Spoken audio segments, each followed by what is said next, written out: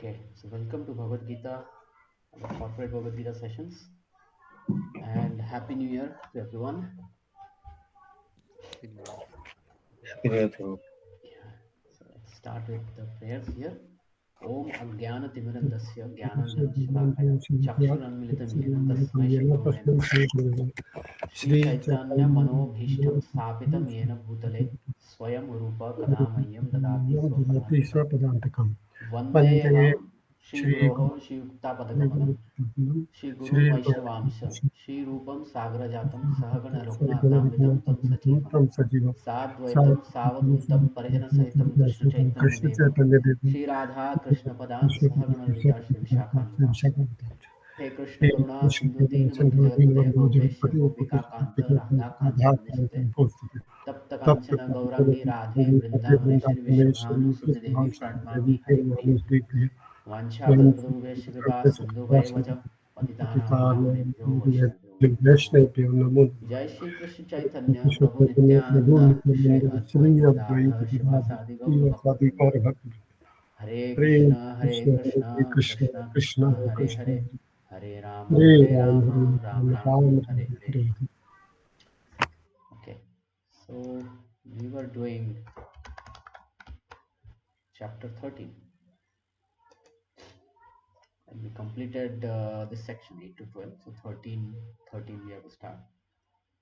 Hmm. So in this chapter, we'll just do a small recap. In this chapter, Arjuna asks these questions. What is this Prakriti, this particular nature that we are living in? The nature means this material world, plus the body that we have got. That is also another Prakriti.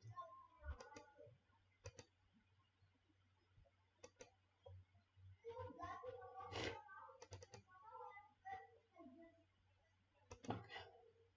Then Purusha.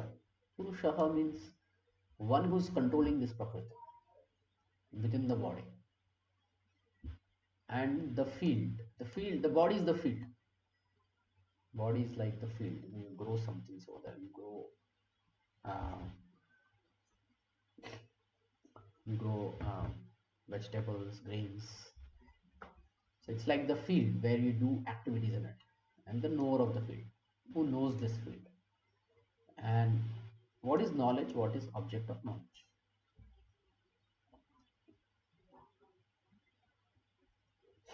So Prakriti is um, this particular material world and the material body that we have got.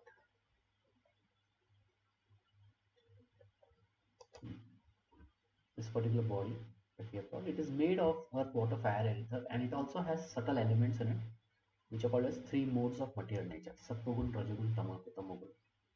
After this chapter, we are going to enter into very much detail of three modes of material nature, what they do, what they don't do. Hmm? So Prakriti is all about this, the matter. Purushaha, this particular body, this is called yantra. Yantra means a machine. It's a biomechanical machine, and it's a mechanical machine, so it needs some driver. So who is the driver of this, basically? And the field itself. What all the features of this field? What all I can do with this? All that information. The knower of the field. There are two knowers of the field. One is the individual Jivatma, that is the driver, and one is Paramatma, one who allows this driver to drive this biomechanical machine. And what is knowledge and what is the object of knowledge? So we went through a big list of knowledge. So knowledge according to Krishna, Jnana. When Krishna says Jnana, it means all these things.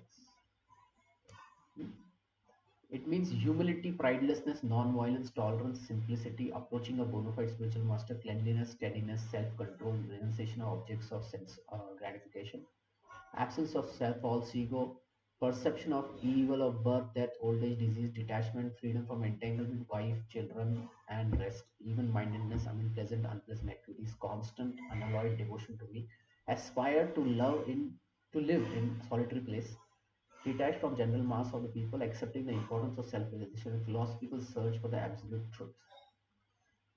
when all of this constitutes knowledge. So when one gains knowledge, just like we go to school, we sit in front of teacher, the teacher teaches us, there are textbooks, fine, that is also knowledge. With that, there is a change in our attitude, our living, that is also part of the knowledge. So when we say in the Vedas, when they say one is knowledgeable, it means he has that theoretical knowledge and practically he has all the above qualities. Through this knowledge, he is remaining humble, pridelessness, non-violence, tolerance, like that. And the most important part of this knowledge is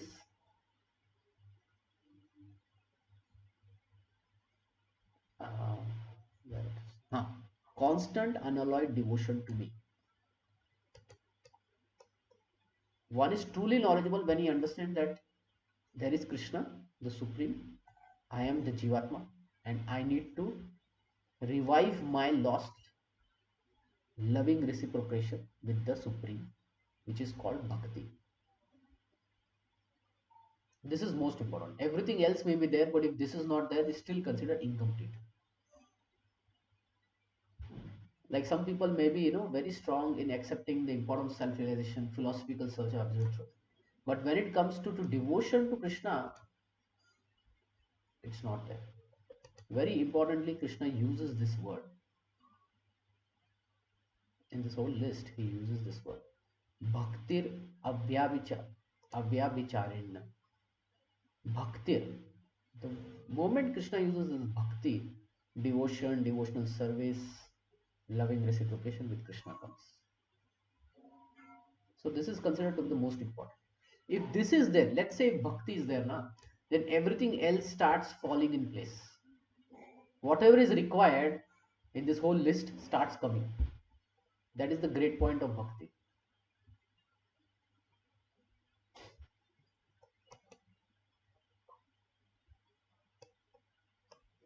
I don't know if I have the picture of, like some may be yogis, but if he doesn't develop bhakti, then it's still considered incomplete because there is every chance of getting deviated. One of the example I always take is of Valmiki Rishi.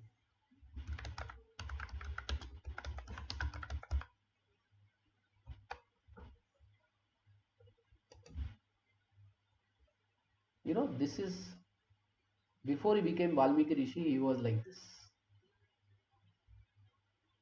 He was a dacoit of the name Ratnakar.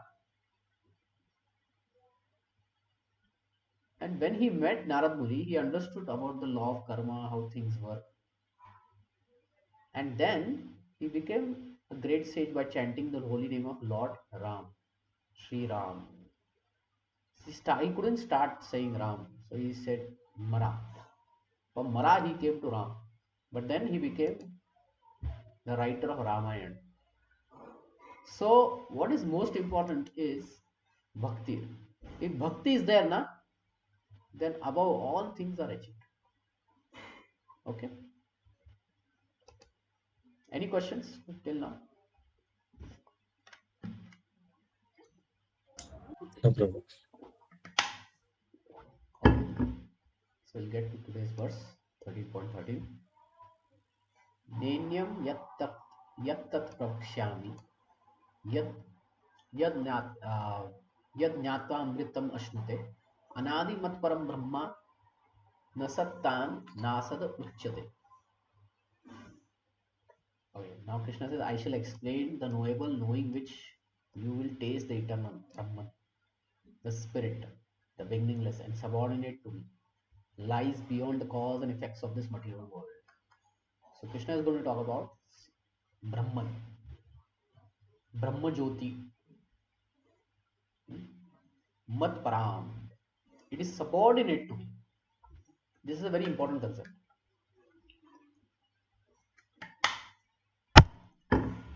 The thing is, now in today's world, there are many philosophers who will talk about this Brahman.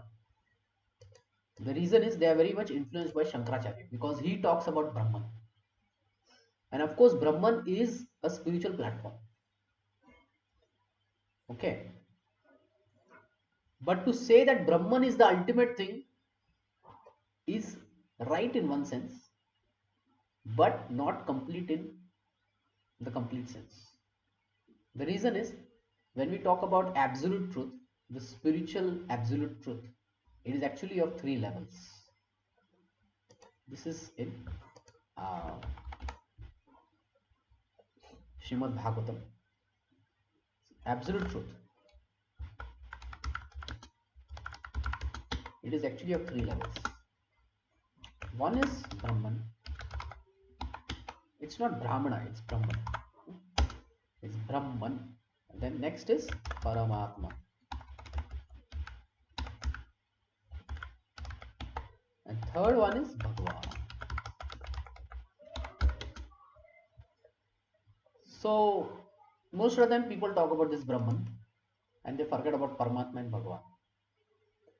And Krishna very specifically says it is subordinate to me. Okay? Subordinate to Mat Param. So something is subordinate to him, that also needs to be absolute truth, right? So the Bhagwan aspect, Brahman is underneath the Brahman aspect, Bhagwan aspect. In other words, if I were to explain you in a pictorial way, we can do that also.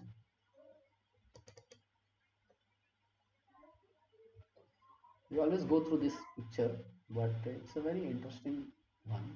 It always gives some clarity. So what is this Brahma Jyoti Brahman? It is basically a spiritual sky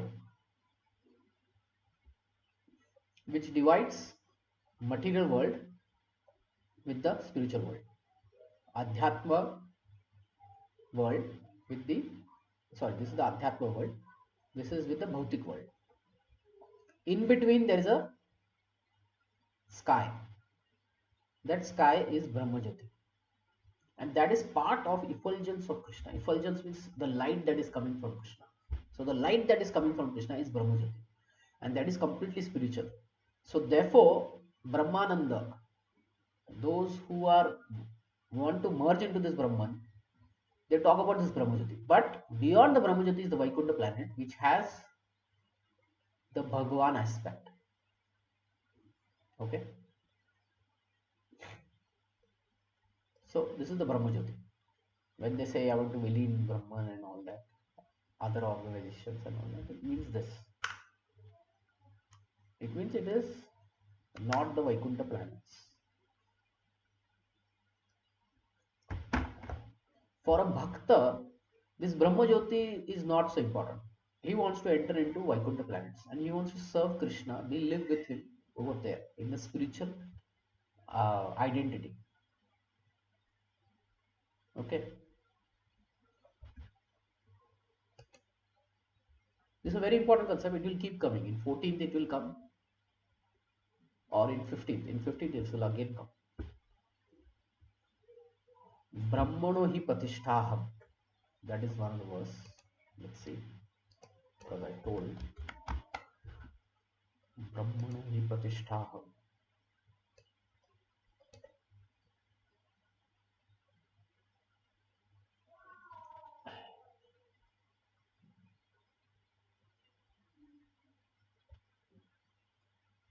Okay, it's not here. It's 14th.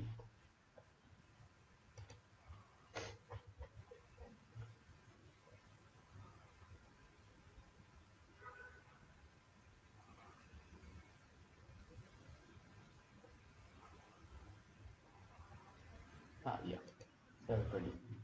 Brahmano hi pratistham amritavasya avasya cha शाश्वतस्य धर्मस्य सुखैत ऐकितार्थस्य ब्रह्मणो हि प्रतिष्ठाहम aham, I am, on me pratishtha, pratisthita, rests Brahmano, the Brahman, the impersonal Brahma Jyoti rests upon me. Who is this me? Krishna. And in this verse he is saying Mat Param, it is subordinate to you. Like that. This is very important because other places they don't accept only this Brahman concept. This Bhagwan. Okay, this Bhagwan they don't accept only. They are more interested in Brahman only. That's it. And Bhagwan, they'll say, oh no, no, this Bhagwan is material aspect. No, it is spiritual aspect. These two verses of Bhagavad Gita prove that. If Krishna is saying something is subordinate to me, the Krishna is even greater than this, right? If Krishna is saying that rests upon me, pratishtha. See, we if something rests upon me, that which is rested upon is much stronger than, right, what is resting. It's like that. Okay. When this verse comes, we'll discuss again. Any question on this before we move? Any doubt?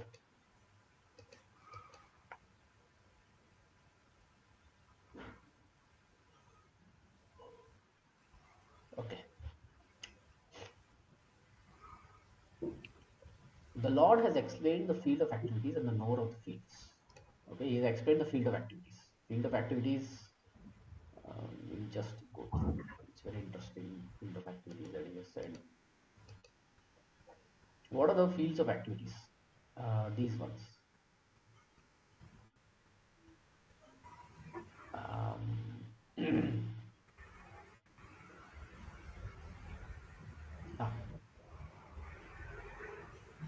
field of activity. The five great elements: false ego, intelligence, unmanifested, the 10 senses, the mind, the five senses, desire, hate, happiness, distress, aggregate, life symptoms, conviction. In this body, most of the time we are doing this only. Either we are desiring, we are hating something, we are happy, sometimes we are distressed, we are collecting life symptoms and convictions. You know what convictions we have. So all this is field of activities. In this body we do this. Hare Krishna Prabhuji. Prabhuji, Yeah. in the previous one, what is this? The unmanifested, the false ego, intelligence. This is fine. The unmanifested. Then the 10 senses. Okay, and the mind. Yeah. Okay. Unmanifested, the avyakta, avyakta, unmanifested.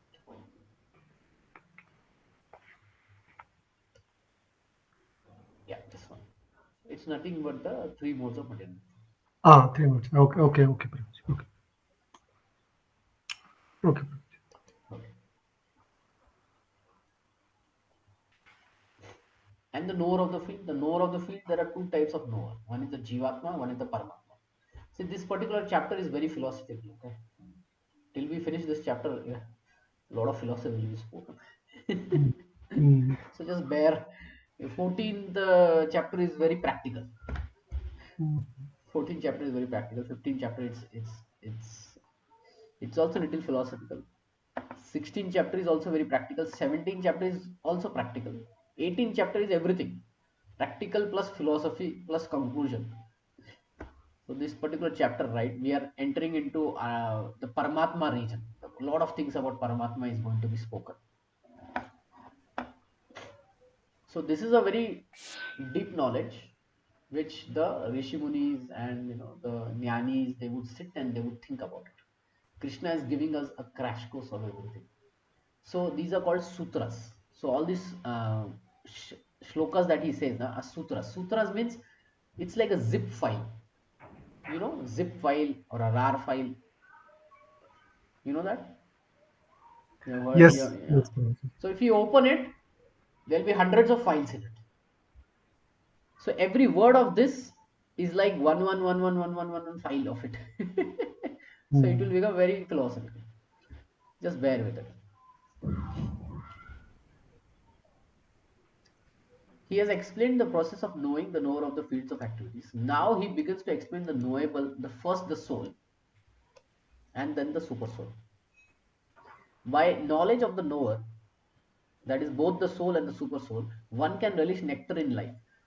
So the Jnanis and the Rishimunis, right, they would dwell upon this subject of soul and super soul, par Atma and Paramatma, and then Brahman.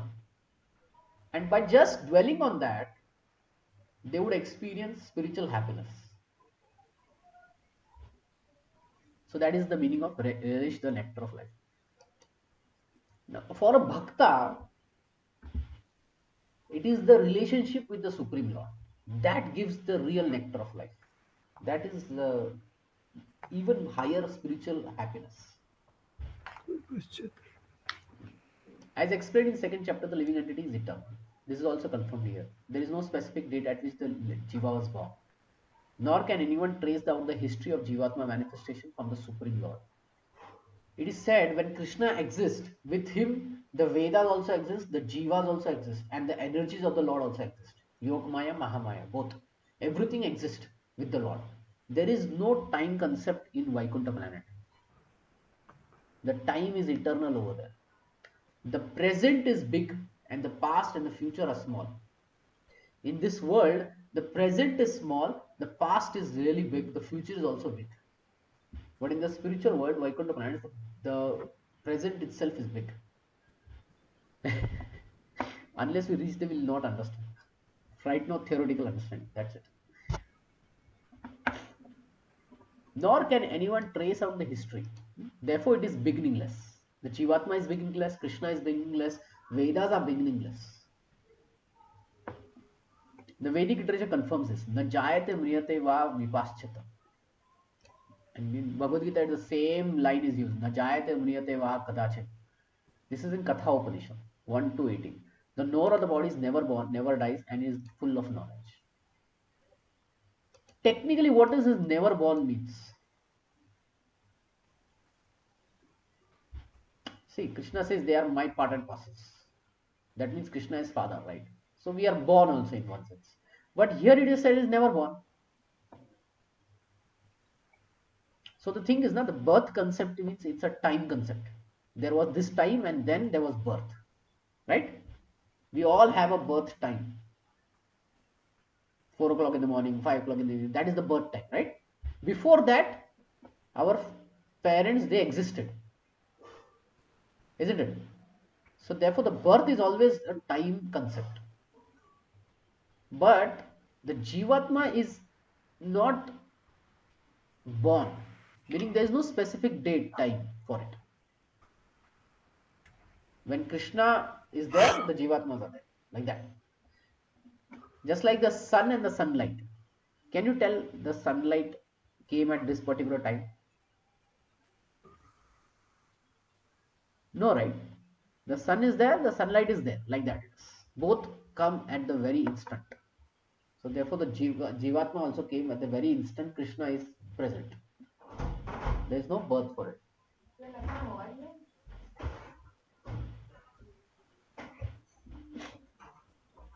Okay. These are all very important things to understand, because the Mayavadis they screw up this whole thing. Okay, and ultimately they come to conclusion that you are God. Therefore, we need to know all these small concepts to defeat that understanding, to defeat that false philosophy of that you are God. You are godly. You are part and parcel of God, but can never become God. Okay, that's why we are spending some time on these concepts, because all of this helps in defeating that Mayavad philosophy.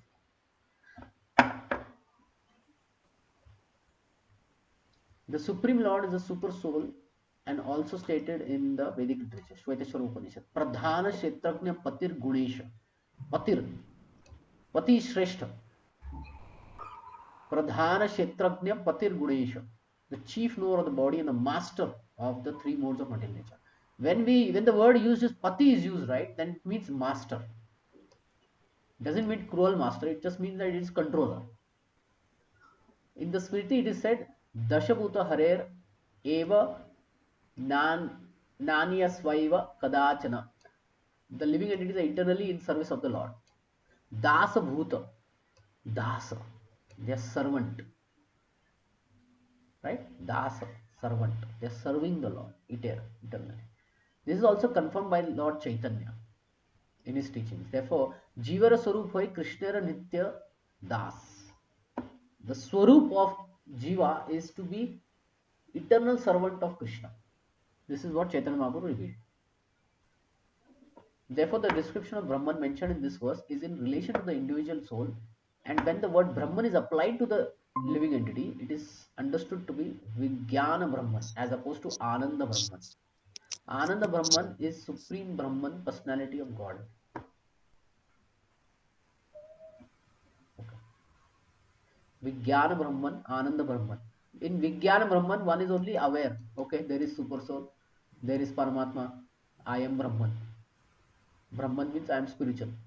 In Ananda, one is reciprocating with the Supreme Brahman, Paramatma, the Supreme Paramatma, and he's getting bliss, he's getting spiritual happiness by doing that.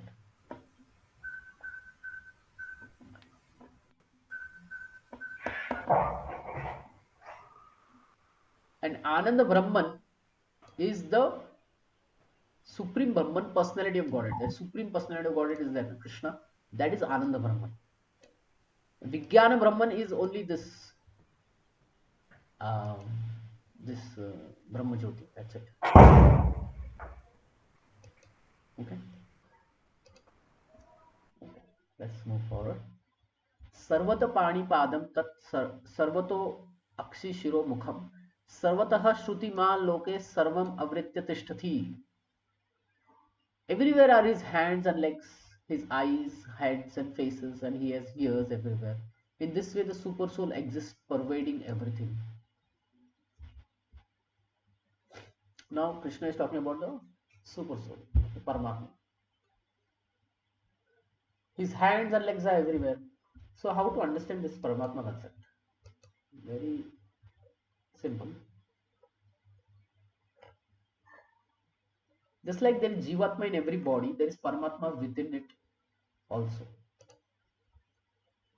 It's like the spiritual force within all the bodies, the Jivatma, and with the Jivatma is the Paramatma. Now,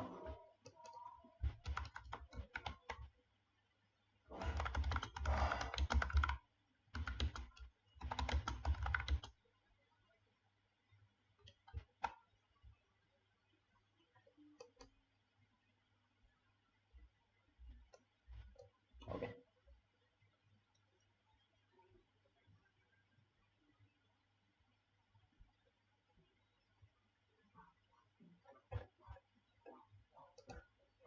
let's take this example. There are many water pots here, right? Or yeah, there are many water pots. Let's imagine that all these water pots are filled with water. Okay, and it is the sun. Okay, they are all lying in the sun. If you look into each of this pot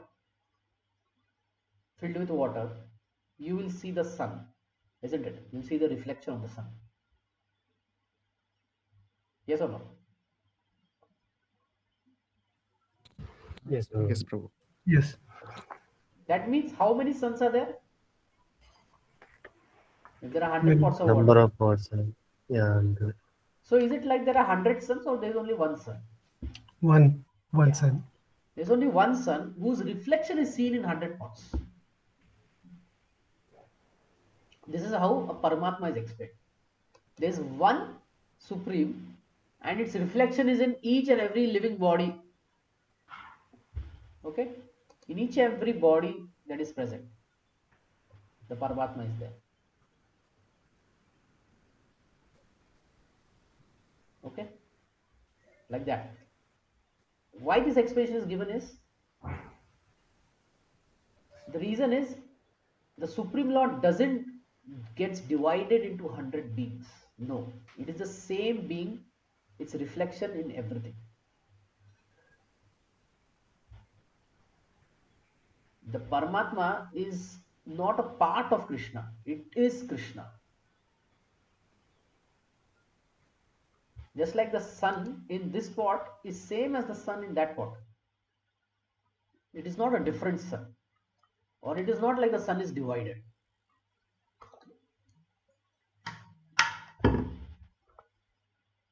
Okay? So therefore the Paramatma in all the bodies is the same one. Okay? But the Jivatma is not the same. There are different Jivatmas in every body. But when it comes to Paramatma in all the bodies, it is the same. This is the first difference between Paramatma and Jivatma. So therefore, his where are we? Yeah, this is done. Therefore, his hands and legs and eyes and faces and ears are everywhere. That's how you will explain the Paramatma, right?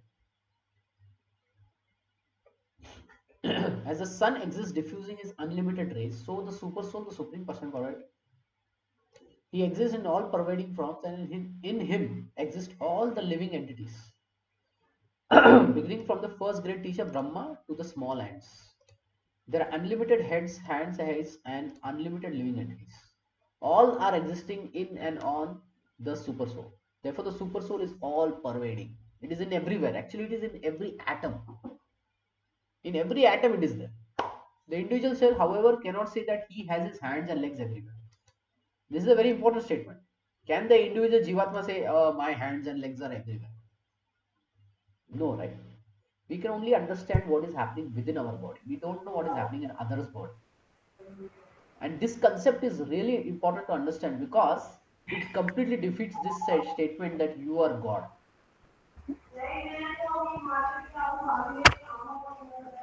If we are God, then our hands and legs and eyes should be everywhere, isn't it? But our practical experiences, it is not like that. We are only limited to our body. Within our body, also, we don't know how things are happening. We only put the food in the mouth, and the stomach, everything is working on its own. Right? It is decomposing everything, and pulling out the nutrients and all that, and keeping us healthy.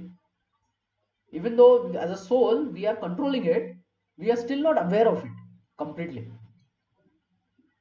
So how come this philosophy that you are God can exist and can make a fool of us? You understanding, right?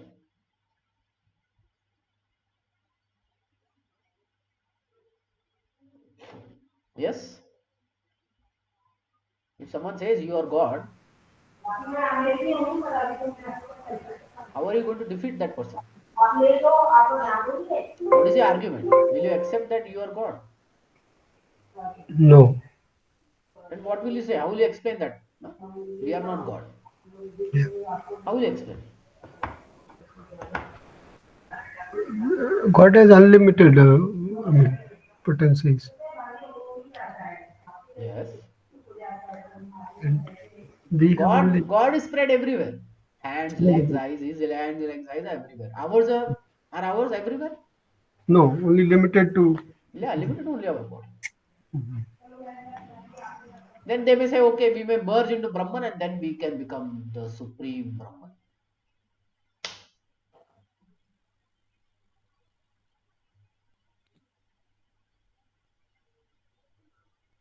Okay, for that we will read further. For that argument, we'll read further. If he thinks that under ignorance, he is not conscious that his hands and legs are diffused all over. But when he attains proper knowledge, he will come to that stage. His thinking is contradictory. This means that the individual soul, having become conditioned by material nature, is not supreme. The supreme is different from the individual soul. The super soul, the supreme Lord, can extend his hand without limit, and the individual soul cannot. In the Bhagavad Gita, Krishna says that if anyone offers him flower, fruit, water, he accepts it. If the Lord is far distant, how can he accept things? This is omnipotence of the Lord. Even though he is situated in his own abode, far, far away from the earth, he can extend his hand to accept whatever one offers. This is his potency. In the Brahma Samhita, it is said, Goloka eva nivasati akilatma bhuto. Although he is engaged in pastimes in his transcendent planet, he is all pervading. The individual soul cannot claim that he is all pervading.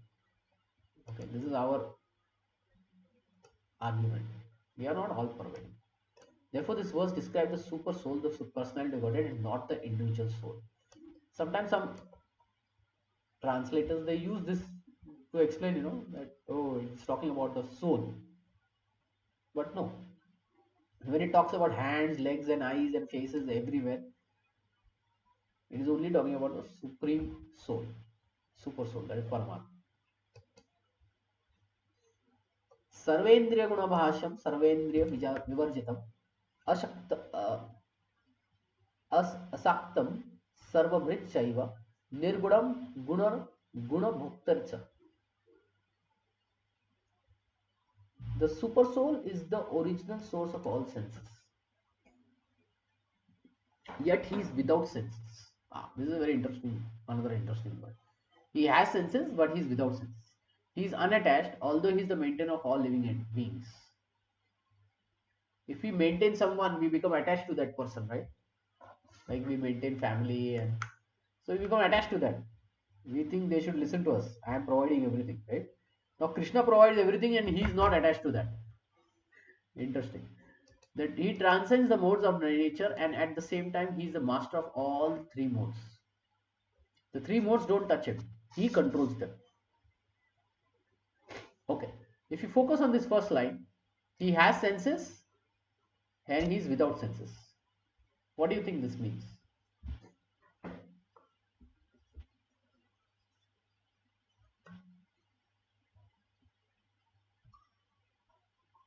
Hmm? He has senses and he is without senses.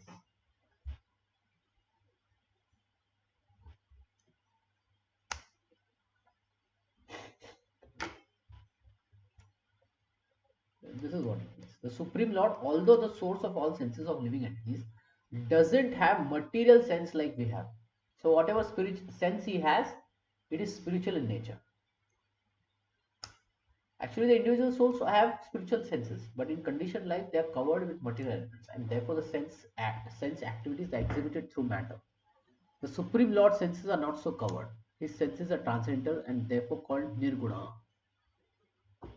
Nirguna means the three modes of material nature are not there in the senses of Krishna. You have heard this word Nirguna?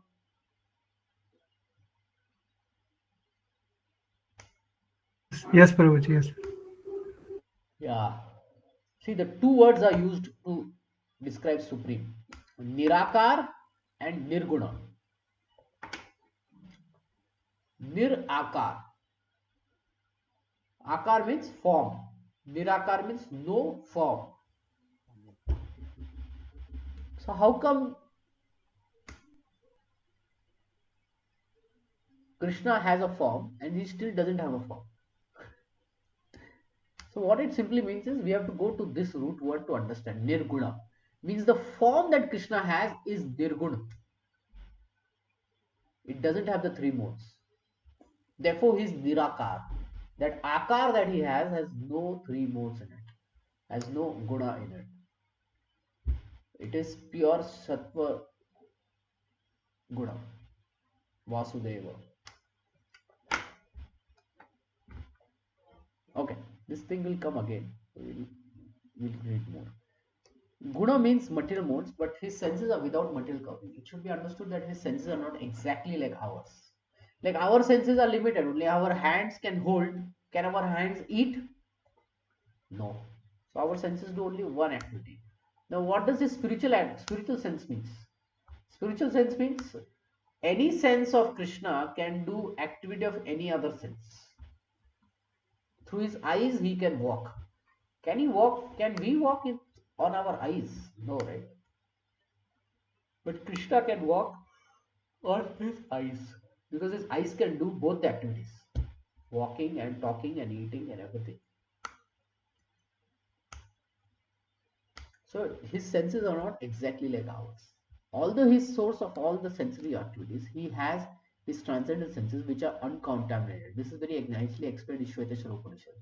This verse, Apanni Pado Janavo Grihita. The Supreme Personality has no sense which are materially contaminated. But he has his hands and accepts whatever sacrifice is offered to him. That is the distinction between the conditioned soul and the super soul. He has no material eyes, but he has eyes. Otherwise, how could he see? He could see everything, past, present, and future. He lives within the heart of the living entity, and he knows what he have done in the past, what we are going to do now, and in the future. Thus is also confirmed in Bhagavad Gita. He knows everything, but no one knows him. It is stated the Supreme Lord has no legs like us, but he can travel throughout space. because he has spiritual legs. In other words, the Lord is not impersonal. He has his eyes, legs, hands, and everything else. And because we are part and parcel of the Supreme Lord, um, we also have these things. But his head's eyes um, and senses are not contaminated by the material nature. Bhagavad Gita also confirms that when the Lord appears, he appears as he is by his eternal potency. Internal potency. He is not contaminated by material nature because he is the Lord of the material nature. Let me read this and then in the Vedic literature we find that his whole embodiment is spiritual. He has his eternal form called as Sachit Ananda Vigraha. He is full of all appearances. He is the proprietor of all wealth and the owner of all energy. He is the most intelligent and he is full of knowledge. There are some of the these are some of the symptoms of the personality of Godhead. He is the maintainer of all living entities and the witness of all activities. As far as we know, we can understand from Vedic literature. The Supreme Lord is always transcendental, although we do not see we, although we do not see his hands, legs, and face. He has them, and when we are elevated to transcendental situation, we can see the Lord's form. Due to material contaminated senses, we cannot see the form. Therefore, the impulsionists who are still materially affected cannot understand the Supreme Personality of Godhead. Okay. See, when the Supreme Lord appears in this world as Rama, Krishna, okay, Vishnu, he's not contaminated by the three modes. Actually, he's the controller of the three modes. When we take birth, the three modes are with us. They give us certain inclination, convictions, you know, certain urge to do activities.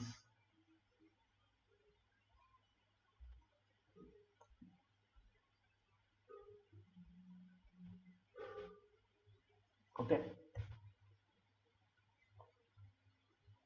But as far as the Supreme Lord is concerned, um,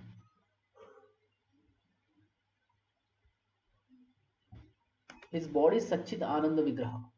Satchit Ananda Vigraha is eternal.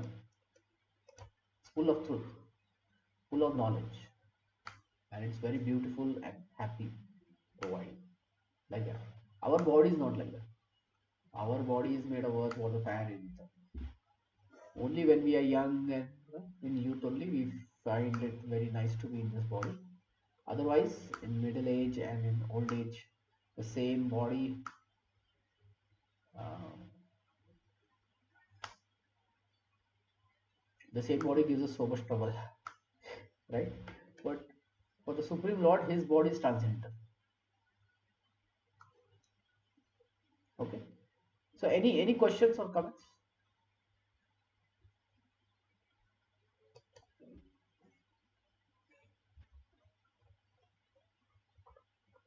Okay.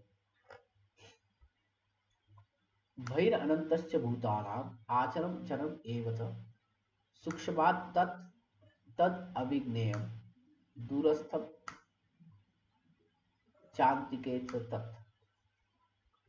The supreme truth exists outside and inside of all living beings, the moving and the non-moving, because he is subtle. He is beyond the power of material senses and see or to see or to know. Although far away, he is also near.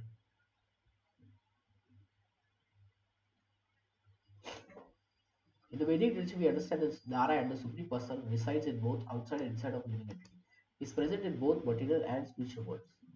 Although he is far away, he is still near to us. As the Paramatma within of heart, he is very near to us. These are the statements of Vedic literature.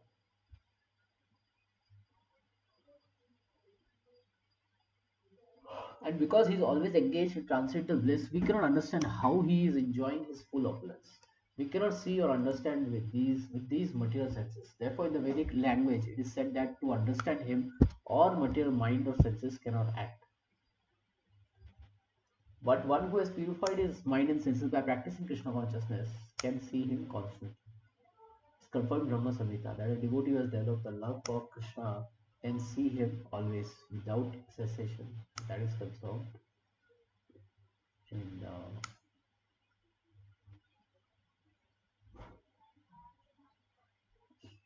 and it is confirmed in Bhagavad Gita that he can be seen and understood only by devotional service.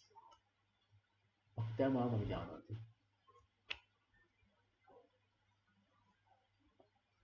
Okay.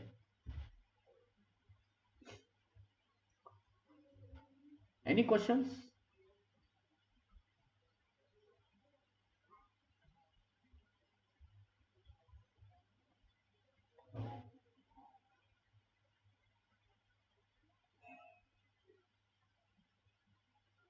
So Krishna is there in Vaikuntha planets, but is there in our heart as the Paramatma. So he will be far, but he's still near. That's how these contradictions are explained.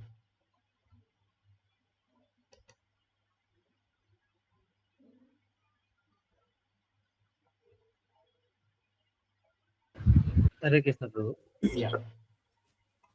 What is the need of Krishna is present at the level of heart of every Jivatma? Like any significance? Like, Yeah. Yeah. See, the way this is explained is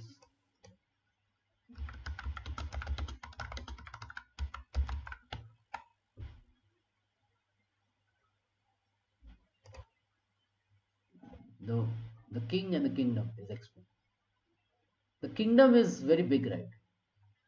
But the rule of the king is on every inch of the kingdom, isn't it?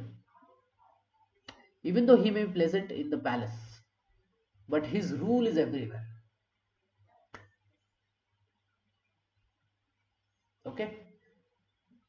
Same way, Krishna is present in the Vaikuntha planets, but his rule in the material world is there, every inch of it.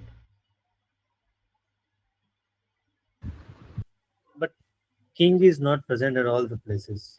Yeah. His rule is there. So So his are we meaning? rule, yeah. Go ahead. So do we mean that like whatever we, because you mentioned that Paramatma, what we have in our heart, is same as the Krishna. No, they are not different. So, but here, like you mean the rule and the king, though both are same. In one way, it is same, no? The rule controls every inch of the kingdom. The king doesn't have to be at every point, right? That's what Right. it means. Okay. Means it is a way to explain how Krishna is omnipotent and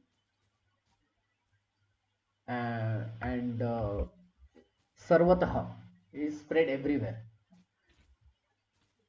Just like the king's order is spread in all corners of the kingdom, you know, Krishna is spread throughout all the universes, all the material nature in the atoms, like that.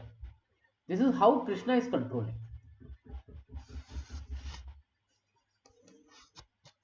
Yes. Yeah, got it. See the same thing. Now all the super. Let's see. We can complete this also.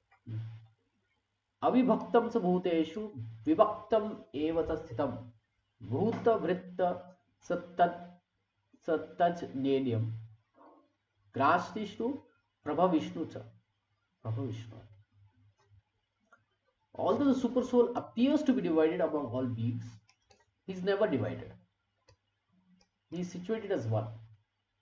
Although he is the mentor of living entity, he is to be understood that he devours and develops all. Super soul appears, right? That's why we took the example of the pot and the water and the sun. It appears to be divided, but it is not divided. It's just a reflection. The Lord is situated in everyone's heart as super soul. Does this mean that he has become divided? No. Actually, he is one. The example is given of the sun. The sun and the meridian situated in its place. But one who goes 5,000 miles in all directions asks, where is the sun? Everyone will say that it is shining on its head. In the Vedic literature, this example is given to show that although he is undivided, he is situated as if divided. Getting? He is situated as if divided.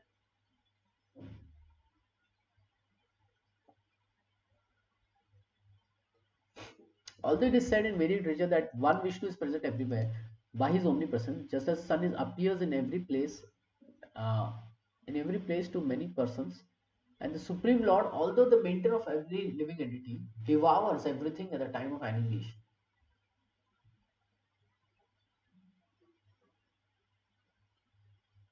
He is the annihilator, the killer of all.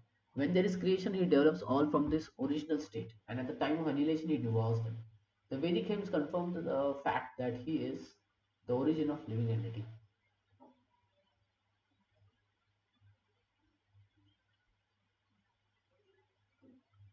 and the rest of all. After creation, everything rests in his omnipotence. And after annihilation, everything again and again returns to him to rest in time. Rest in. These are the confirmation for Vedic hymns of the Taittiriya Upanishad.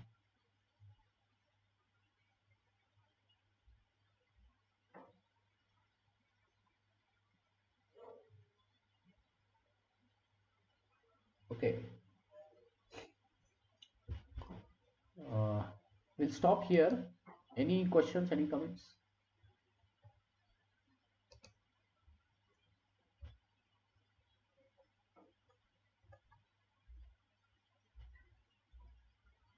Any questions?